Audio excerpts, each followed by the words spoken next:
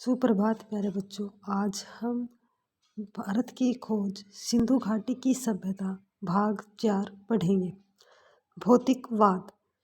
हमारा बहुत बड़ा दुर्भाग्य है कि हमने यूनान, भारत में और दूसरे भागों में भी विश्व के प्राचीन साहित्य के बहुत बड़े हिस्से को खो दिया है।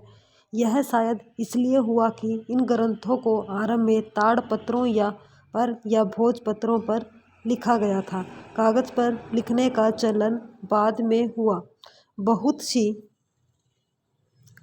प्राचीन भारतीय पुस्तकें अब तक भारत में नहीं मिली, पर चीनी और तिब्बती भाषा में इसका अनुवाद मिल गए हैं। जो पुस्तकें खो गई हैं उन्हें भौतिकवाद पर लिखा गया पूरा साहित्य है, जिसकी रचना आरंभिक उपनिषदों के ठीक बाद हुई थी।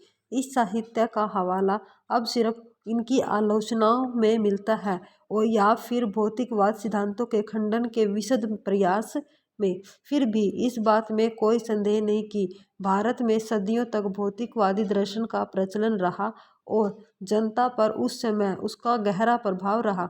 राजनीतिक और आर्थिक संगठन पर ईसा पूर्व 4वीं शताब्दी में रचित कौटिल्य की प्रसिद्ध रचना अर्थशास्त्र में इसका उल्लेख भारत के प्रमुख दार्शनिक सिद्धांतों के रूप में किया गया।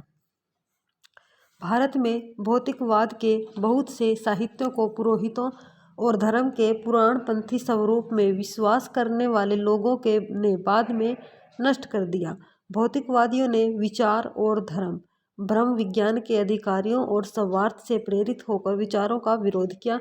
उन्होंने वेदों, पुरोहिताई और परंपरा प्राप्त विश्वासों पर विचार करते हुए यह घोषणा की कि विश्वास को स्वतंत्र होना चाहिए, पहले से मान ली गई बातों या अतीत के प्रमाणों पर निर्भर नहीं रहना चाहिए। उन्होंने हर तरह के जादू टोने, अंधविश्वास की घोर निंदा की। उनका सामान्य रुख अनेक दृष्टियों में आधुनिक भौतिकवाद दृष्टिकोण जैसा था। वे अपने आप को अतीत की बेड़ियों और बोझ से मुक्त करना चाहते थे, उन तमाम बातों से जो प्रत्यक्ष दिखाई नहीं देती, साथ ही काल्पनिक देवताओं की पूजा से भी। उनके अनुसार वास्तविक अस्तित्व केवल विभिन्न रूपों में वर्तमान पदार्थ का और इस संसार का ही माना जा सकता है। इसके अलावा न कोई संसार है, न स्वर्ग है और न नरक है, न ही शरीर से अलग कोई आत्मा है। मन एवं बुद्धि और बाकी सब चीज़ों का विकास बुनियादी तत्वों से हुआ है। नैतिक नियम मनुष्य के द्वारा बनाई गई रूढ़ियाँ मात्र हैं।